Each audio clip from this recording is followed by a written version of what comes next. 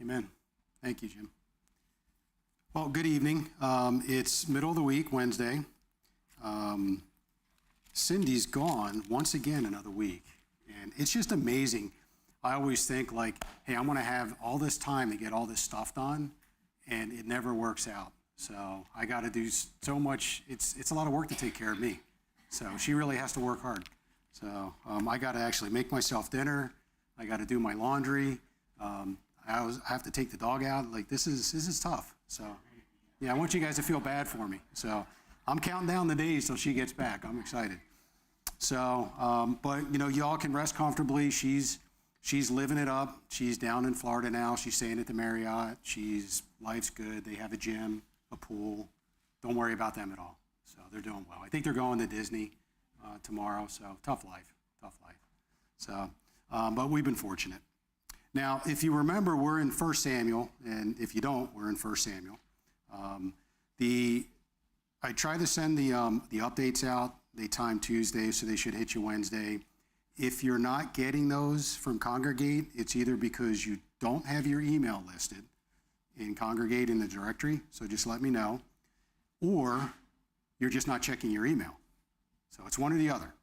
I can't help you with checking your email, but I can help you fix updating your email in Congregate. So, but in all seriousness, if you're not getting it, let me know and we'll figure out why.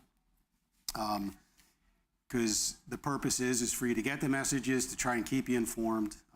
Even the messages, we can send them out through direct messages, which are just direct emails that go to everybody, or the daily announcements and the news and stuff like that will actually come to you through email as well. So, but you can see that stuff all on the website and under your login ID in the Congregate app, which if you don't have the Congregate app, see me as well. I'll help you download that and load it on your smartphone. So that said, let's get into 1 Samuel. Now, if you remember, so just a quick overview. So we've been studying in 1 Samuel, chapters 1 to 3. We were really kind of focusing, and this is just lumping it together, right?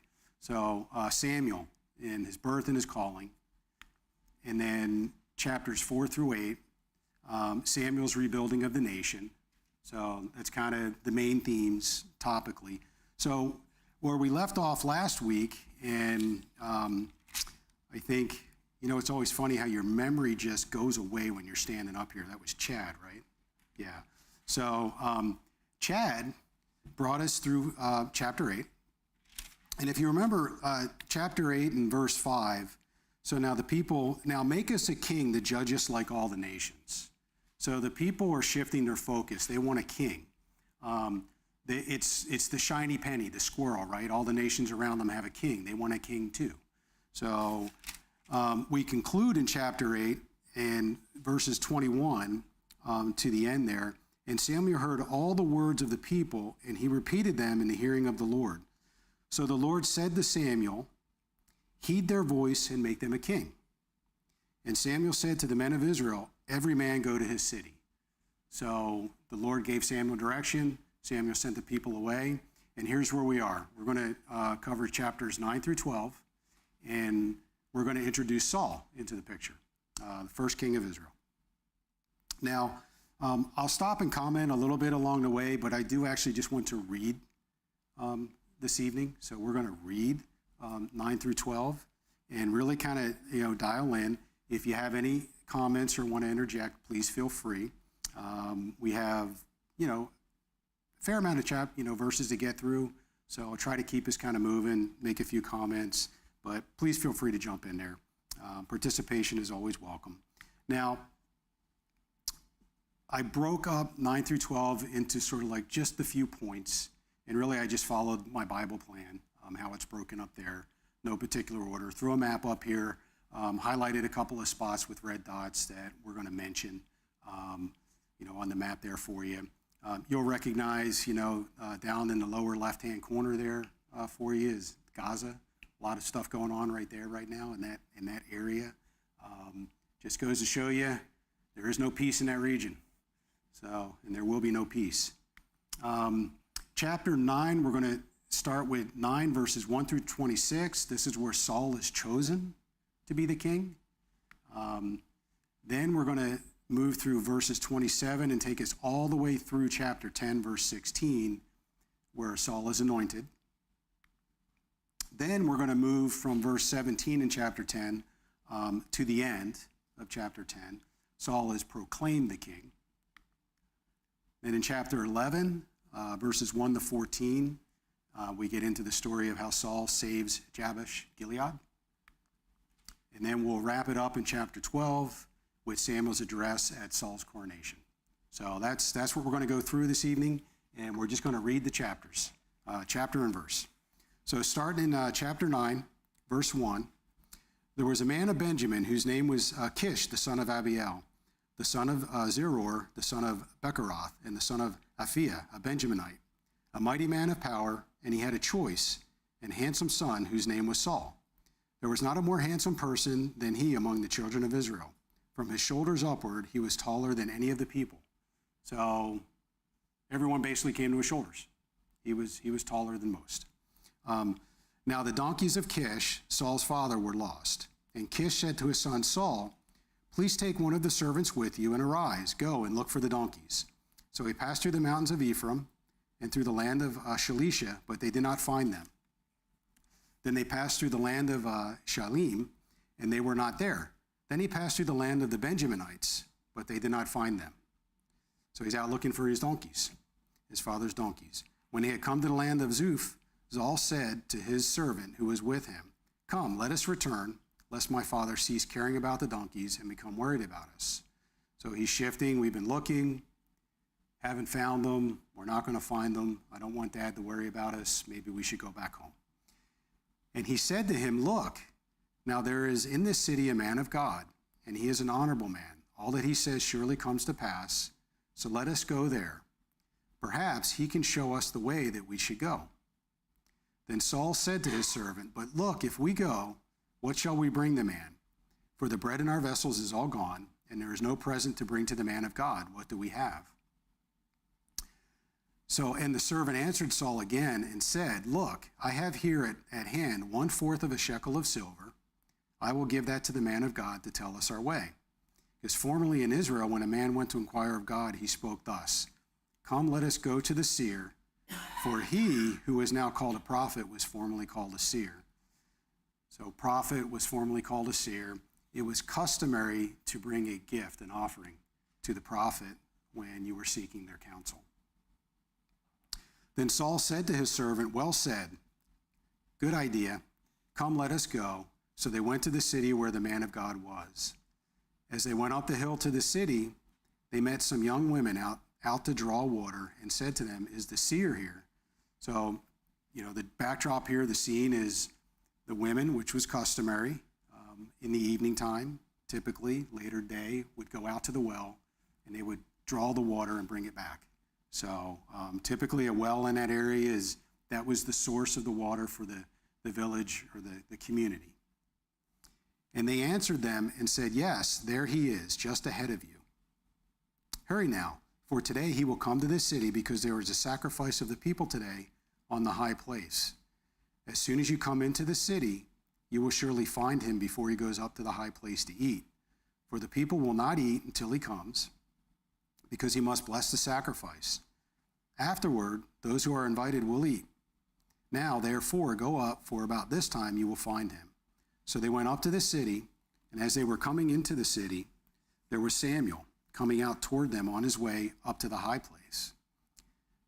Now the Lord had told Samuel in his ear the day before Saul came, saying, "Tomorrow about this time I will send you a man from the land of Benjamin, and you shall anoint him commander over my people Israel, that he may save my people from the hand of the Philistines. For I have looked upon my people, because their cry has come to me." So the Lord spoke to Samuel the day prior and foretold that Samuel's coming.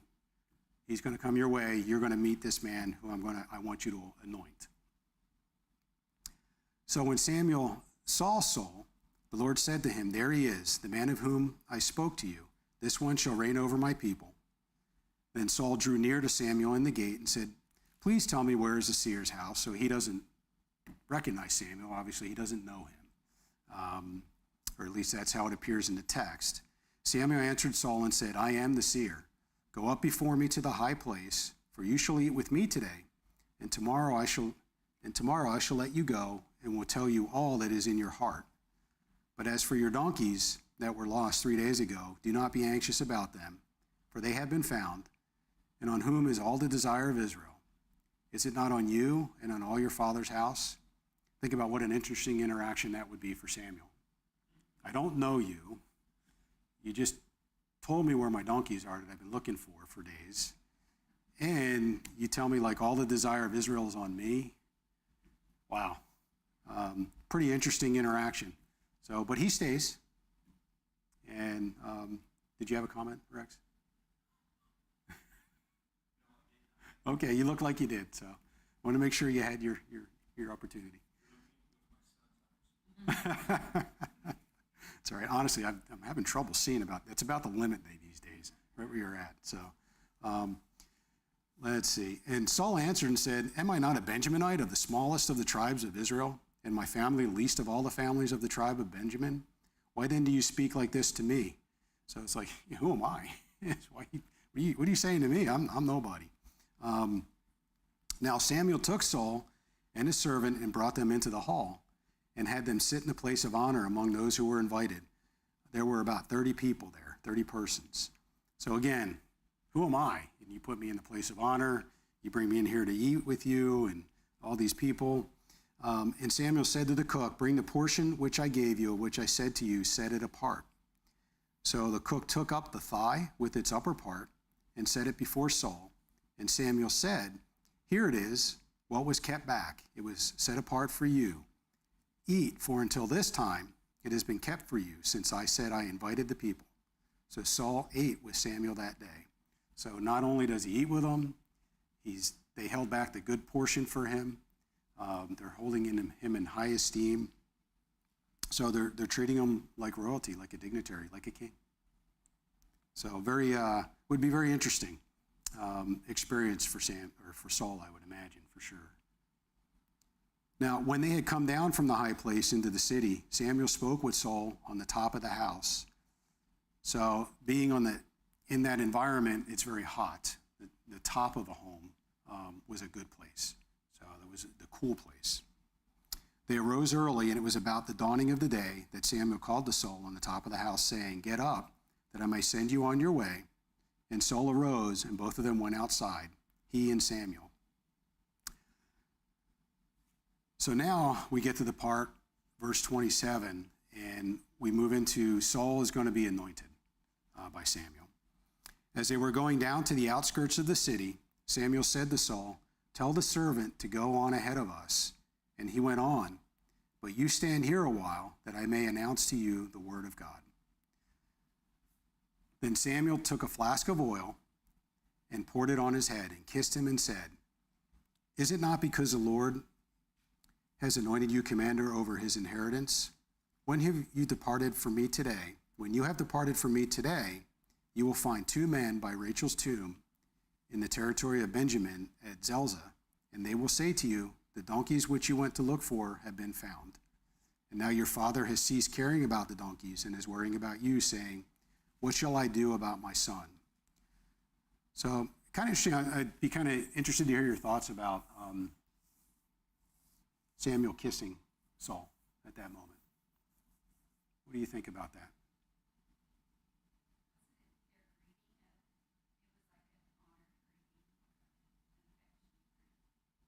Honored greeting, affectionate greeting. I don't have an answer. I'm just kind of curious what people think about it. So, any other thoughts? Yeah.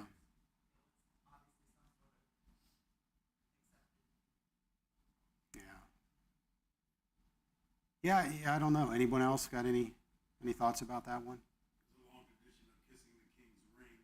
Yeah. So that might be tied in some way. Yeah. Yeah. Well, in Europe, they still kiss on the cheek. Yeah. Yeah, it's interesting. I was kind of pondering that one, and I read a few different things about it, different angles, different perspectives on it.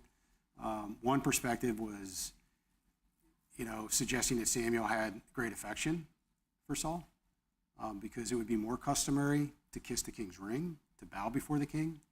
So just kind of an interesting twist. I don't know. I'm just asking what people might think about that one.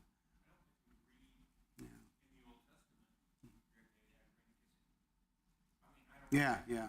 Well, this is the first king, so no, they don't. So, yeah. Yeah, yeah. Yeah.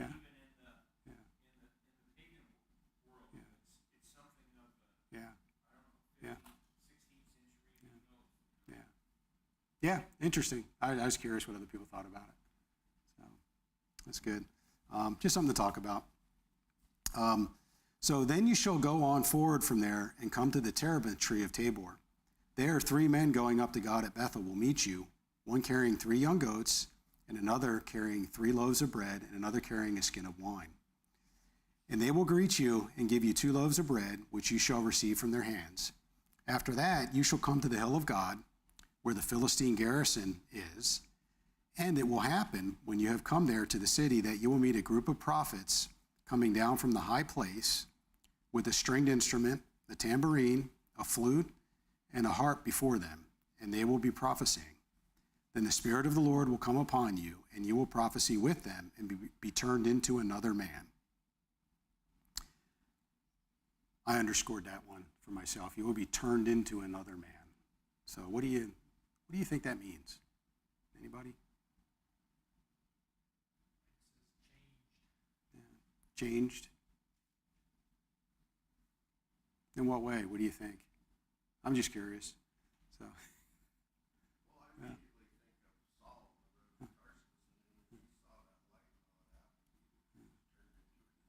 Yeah.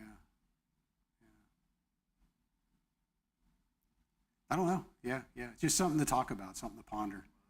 Yeah. Yeah, I kind of go to the heart. So something probably changed in his heart. I don't know what it was. So. Well, it doesn't. Yeah. I mean, you can take this as something supernatural, but Yeah. it doesn't imply that. Mm-hmm. I mean, these are some strange times Yeah. for Saul.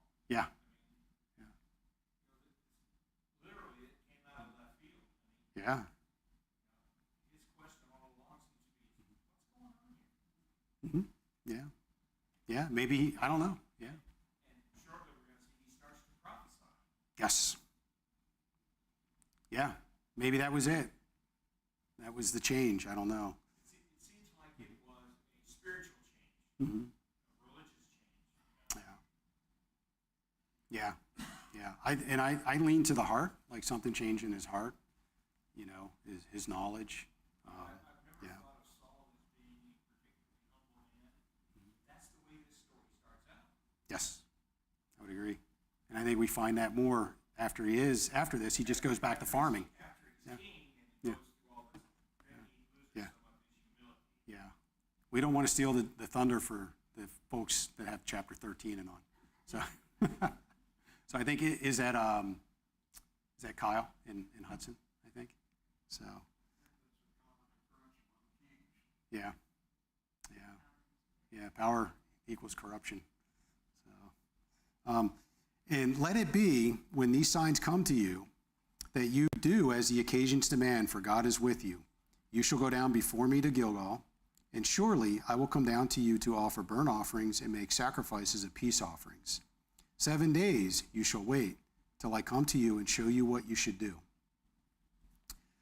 So it was when he had turned his back to go from Samuel that God gave him another heart. And all those signs came to pass that day. When they came there to the hill, there was a group of prophets to meet him. Then the Spirit of God came upon him, and he prophesied among them. And it happened, when all who knew him formerly saw that he indeed prophesied among the prophets, that the people said to one another, "What is this that has come upon the son of Kish? Is Saul also among the prophets?" Then a man from there answered and said, "But who is their father?" Therefore it became a proverb, "Is Saul also among the prophets?" And when he had finished prophesying, he went to the high place. Then Saul's uncle said to him and his servant, "Where did you go?" So he said, "To look for the donkeys.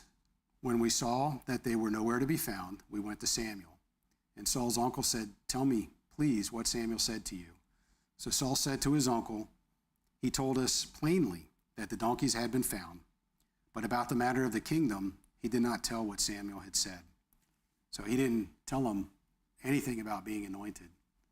So any thoughts about that? Why wouldn't he say anything? Still in shock? Maybe? Yeah. Yeah. In shock, disbelief. Yeah. And fall flat on his face. Yeah. Yeah.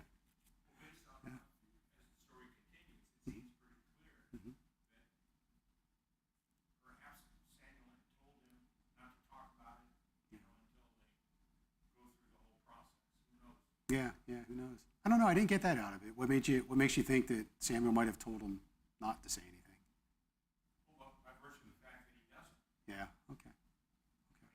I was just curious. Yeah, I hadn't thought about it that way. Yeah, yeah. If he goes through something excited as being appointed the king of Israel, the king of God's people, the leader of God's people, I would think you want to tell people about it, particularly your family.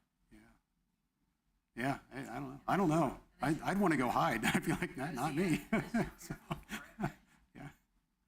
What was the last part? Yeah, unless you're fearful. Yeah. Yeah. Yeah. He's human after all, so who knows what his emotions were at the time, right? So, kind of interesting.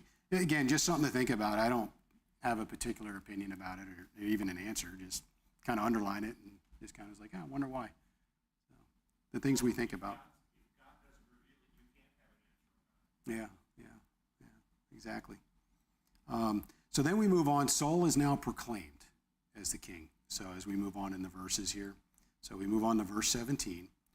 So then Samuel called the people together to the Lord of Mizpah, or to the Lord at Mizpah, and said to the children of Israel, "Thus says the Lord of God, the Lord God of Israel, I brought up Israel out of Egypt, and delivered you from the hand of the Egyptians, and from the hand of all kingdoms, and from those who oppressed you. But you have today rejected your God, who himself saved you from all your adversities and your tribulations. And you have said to him, 'No, set a king over us.'" Chapter 8. "Now therefore present yourselves before the Lord by your tribes and by your clans." So Samuel calls the people together, reminds them they're rejecting the Lord with what they're doing, reminds them that the Lord has delivered them previously, as the Lord always has. And when Samuel had caused all the tribes of Israel to come near, the tribe of Benjamin was chosen. When he had caused the tribe of Benjamin to come near by their families, the family of Matri was chosen. And Saul, the son of Kish, was chosen. But when they sought him, he could not be found. Therefore they inquired of the Lord, "Further, has the man come here yet?" And the Lord answered, "There he is, hidden among the equipment." So obviously he's reticent about this responsibility in some way. Is it fear? Is he just overwhelmed by the magnitude, the weight of the responsibility? Who knows? So, but pretty interesting. He's hiding now, and they have to go find him. So they ran and brought him from there. And when he stood among the people, he was taller than any of the people from his shoulders upward. And Samuel said to all the people, "Do you see him whom the Lord has chosen? That there was no one like him among all the people." So all the people shouted and said, "Long live the king." Then Samuel explained to the people the behavior of royalty, and wrote it in a book, and laid it up before the Lord. And Samuel sent all the people away, every man to his house. And Saul also went home to Gibeah, and valiant men went with him, whose hearts God had touched. But some rebels said, "How can this man save us?" So they despised him and brought him no presents, but he held his peace. So there's always naysayers, right, in every crowd. So it doesn't matter what it is.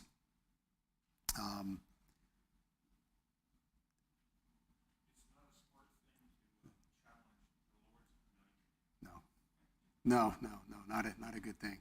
So, but they're always there, aren't they? So it's just crazy. Now Samuel in this case, it's kind of interesting, and again, interested in your perspective. So Samuel explained to the people the behavior of royalty and wrote it in a book and laid it up before the Lord. So the behavior of royalty. What's the behavior of royalty?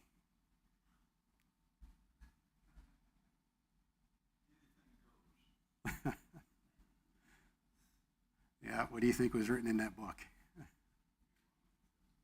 Yeah.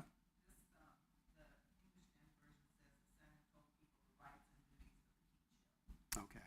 The rights and duties of the kingship. Okay.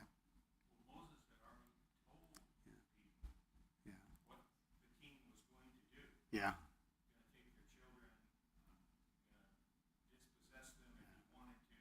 Yeah. It's not going to be a good thing. He's the man that's in charge. Yeah. Yeah. Pretty interesting, but he reminded them. Samuel wrote it, explained it, sent them all away. Now, it's interesting. There is a group of people that went with him, right? That followed Saul.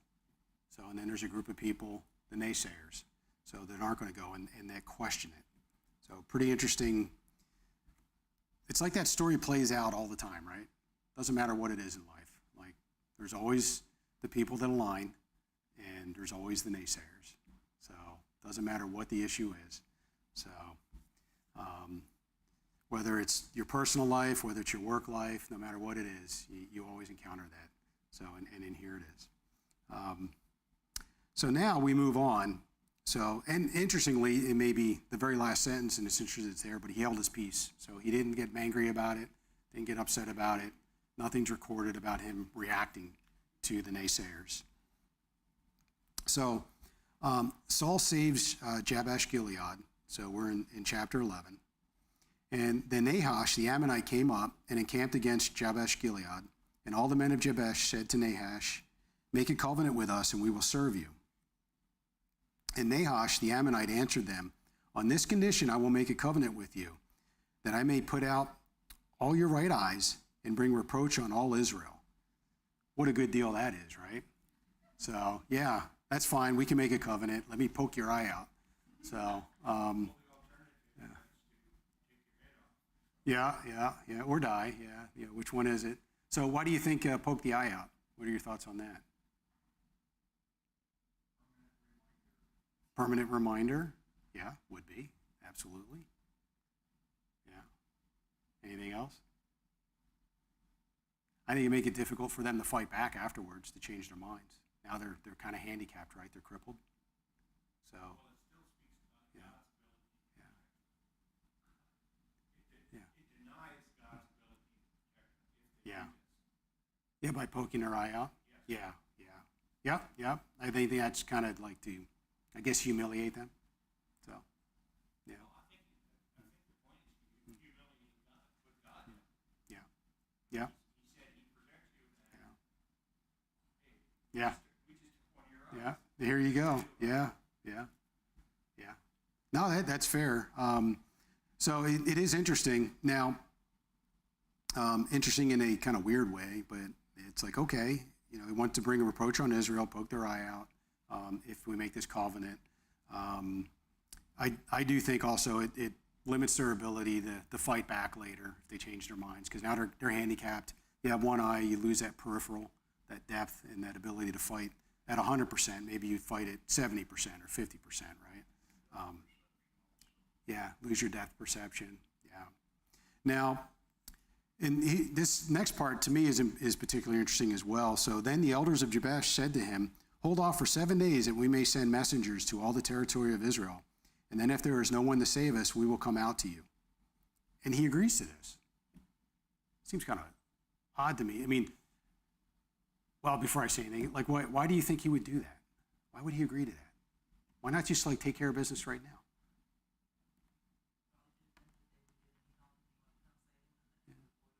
Yeah, didn't think anybody would come help. Yeah. Have to put forth the effort. Any other thoughts? What's so hard for us to understand, because we have no cultural context at all. Yeah. I mean, the only thing that we're common with Israel back then is God. Mm-hmm.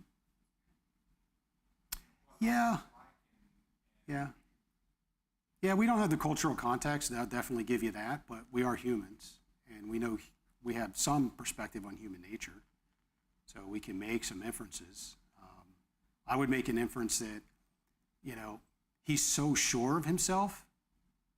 It's like, yeah, do whatever. I don't care. I'll give you 7 days. So, I mean, I could be wrong. I mean, I don't know. So, just a thought. But to your point, I mean, we weren't there. We didn't live in that time and that culture, so we don't know exactly, and we never will. It wasn't written down. But it is interesting. I just looked, I read that, I was like, wow, why would you do that? Why don't you just go for the kill right then? So just take care of it. But doesn't. Any other thoughts? Steve? Look like you want to say something. It's kind of like the path of least resistance. In 7 days, they're going to say yes, and I'm going to pull out their eyes. There you go. Yeah. Who knows? Yeah. It's just interesting to think about. You read it and you're like, okay, why would he do that? I don't know. So I think about odd things. So that was one of them. So the messengers came to Gibeah of Saul and told the news in the hearing of the people. And all the people lifted up their voices and wept. Now there was Saul coming behind the herd from the field. And Saul said, what troubles the people that they weep? So Saul went back to farming after all this previously. So pretty interesting. Do you think, and I don't know, do you think he was exercising any control while he was a farmer at that time? Or do you think he just kind of went back to farming and just kind of forgot about it?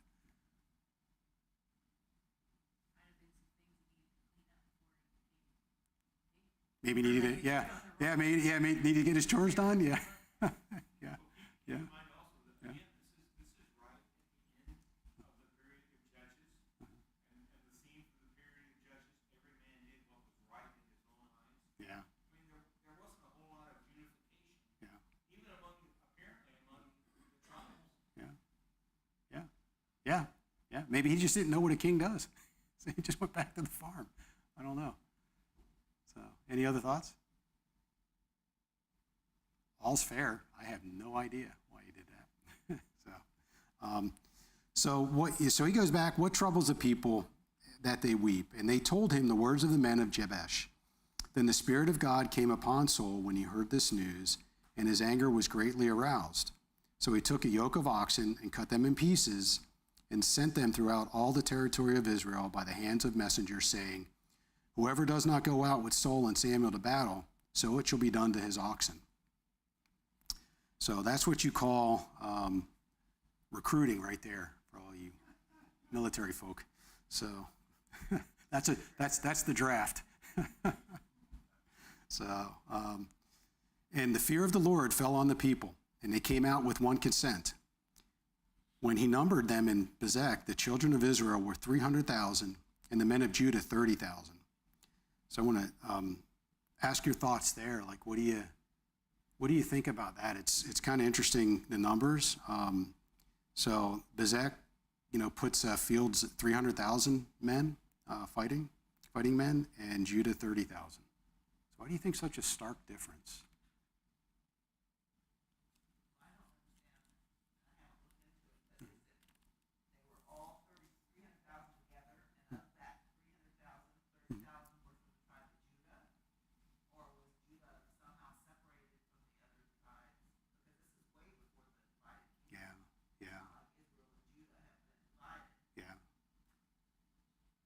Fair question. That's why I ask. What do you think? I've read quite a bit of differences on this one as to how the math is done and how it's accounted for. So I'm just kind of curious on people's opinions. So, but the first thing when I read it, first thing jumped out, I was like, wow, why would there be such a difference? Is it that much of a difference in the population of the areas? Like 30,000 is all they can field. That's a good number for them because it's 70% of their men. I don't know. Yeah. Is it, as you point out, I've read that perspective too. It really is, do we believe the math that it is just Judah? And is it just the men? And someone comes along and just parcels it out that way? I don't know. I didn't read anything that to me said, okay, that's the answer. But it did strike me as interesting that it's such a difference in the number. It's such a parity, 300,000 versus 30,000. It's like, Why would there be such a big difference? Yeah. Yeah. Mm-hmm. Yeah. Yeah.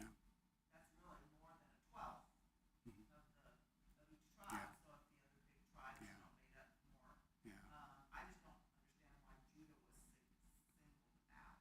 Yeah.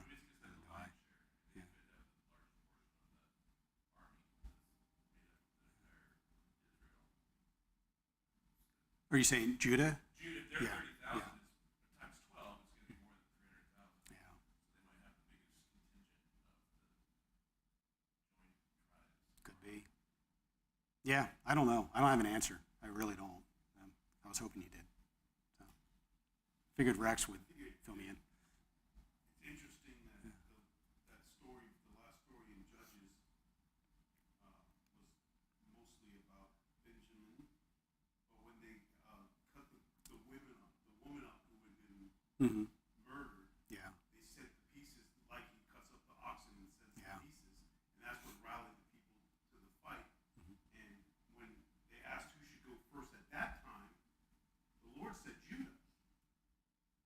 So maybe it's hearkening back to them to recall the last time that they needed to rally the troops to Yeah. take care of a problem, which also makes me think that this is when Benjamin got cut down in the tribes, like almost gone, Yeah. right? Mm-hmm. They had to do trickery to get them married again, Mm-hmm. right? So they could get the population back. Yeah. And Saul's a Benjamite. Yeah. Benjaminite. Mm-hmm. So it's like the least tribe that almost was Gone. recently Yeah. demolished, Yeah. Yeah. right? Mhm. And he's coming from, so at least the first shall be last and the last shall be first comes to mind. Like Yeah. maybe God's given us a kind of Sure. a message like that. Yeah. Yeah. Something to ponder. Any other thoughts? Maybe God just left it like that so we could have discussions like this. There you go. Could be true.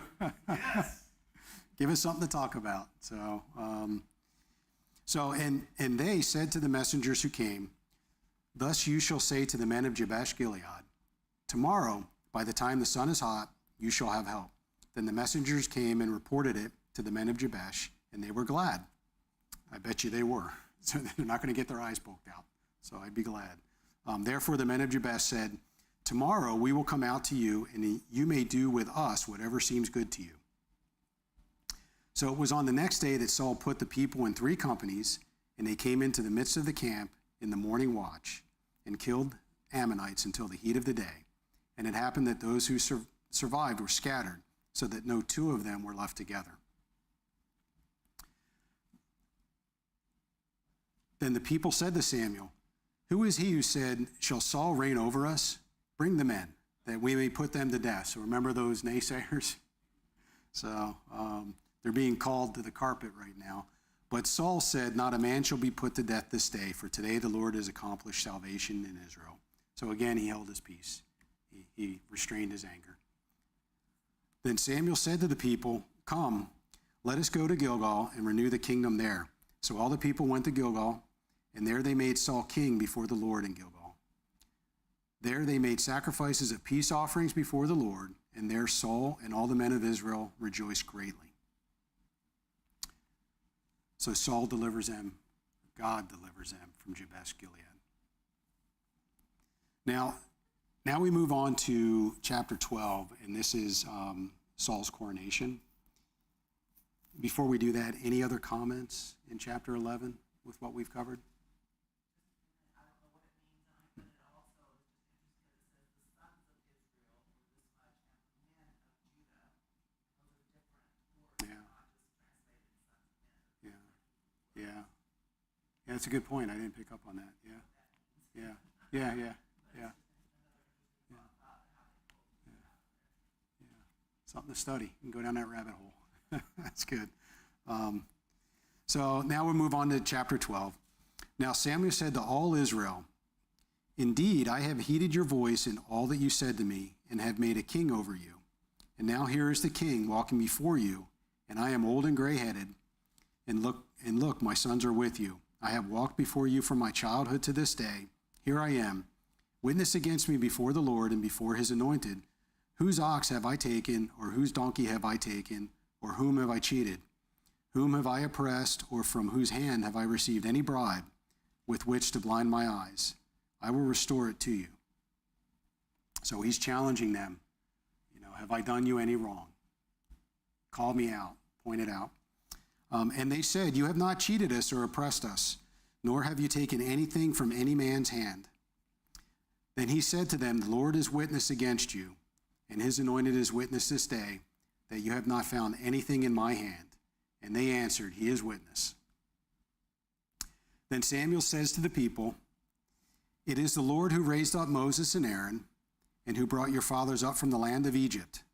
Now therefore stand still, that I may reason with you before the Lord concerning all the righteous acts of the Lord, which he did to you and your fathers.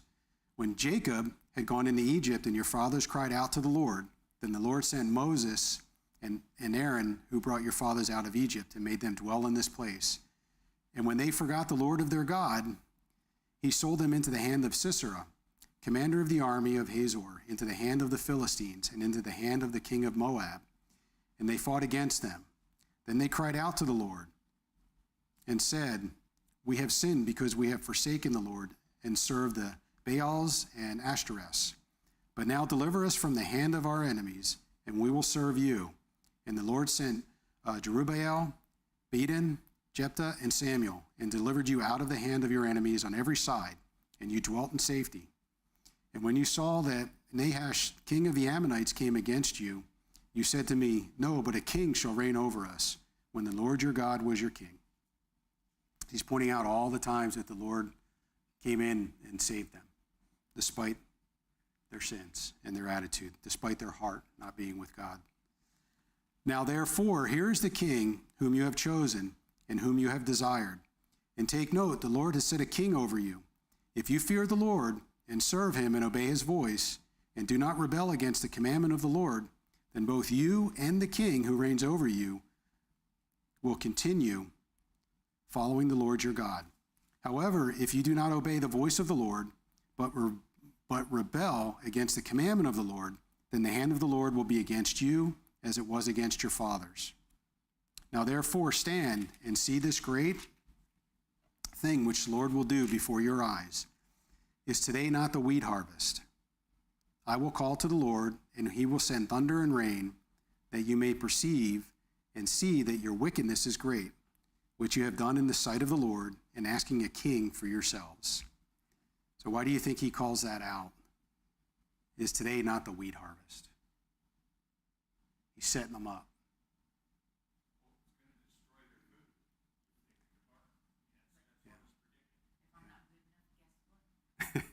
Not good enough, guess what? Yeah. Yeah, that's what I think. Yeah. Yeah, I think he's calling that out because I think the wheat harvest season it's the harvest season for a particular reason, right? The wheat is harvestable, if that's a word. And then it's not going to be a wet season. It's probably the prime time to harvest the wheat, I would imagine. So maybe drier. And he's kind of setting it up like, hey, look, this is the dry season, right? And then what does he go in and do? So Samuel called to the Lord, and the Lord sent thunder and rain that day, and all the people greatly feared the Lord and Samuel. So if they normally got thunder and rain, maybe that wouldn't be as big of a deal. So I think that's why he's setting them up with, hey, isn't it not harvest time right now? So, and look what God's going to do. He's going to bring the thunder and the rain, which is not typical for this time. If it had been typical, maybe people could kind of brush it off. My thoughts, anyway. Any other thoughts about that? I agree. Yeah. The next line where they're afraid for their lives Yeah. makes me think that it wasn't just a regular thunderstorm either. Yeah. Probably a really big thunderstorm. Yeah. Yeah. Yeah. Scary to the point I think they're going to die. Yeah. Pray to God they don't die. Yeah. No, I agree. Any other thoughts? Comments? No? Okay. And all the people said to Samuel, pray for your servants to the Lord your God, that we may not die, for we have added to all our sins the evil of asking a king for ourselves. Then Samuel said to the people, do not fear, You have done all this wickedness, yet do not turn aside from following the Lord, but serve the Lord with all your heart, and do not turn aside, for then you would go after empty things which cannot profit or deliver, for they are nothing. For the Lord will not forsake his people, for his great name's sake, because it has pleased the Lord to make you his people. Moreover, as for me, far be it from me that I should sin against the Lord in ceasing to pray for you. But I will teach you the good and the right way. Only fear the Lord and serve him in truth with all your heart, for consider what great things he has done for you. But if you still do wickedly, you shall be swept away, both you and your king. So, pretty interesting end here in the last paragraph. One of the things I found particularly is somewhat encouraging is that he's pointing out, despite your wickedness, despite your shortcomings, you can still make it. Focus on the Lord. Give your heart to God. It's not too late. It's never too late.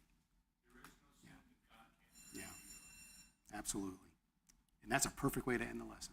Thank you.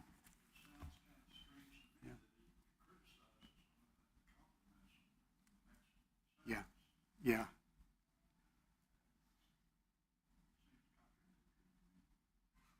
You think contradictory or more just like scolding, kind of just letting them know, like, hey, don't do that again. I don't know. Yeah.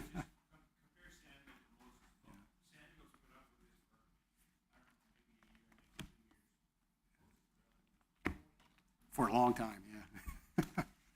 Awesome. Thank you.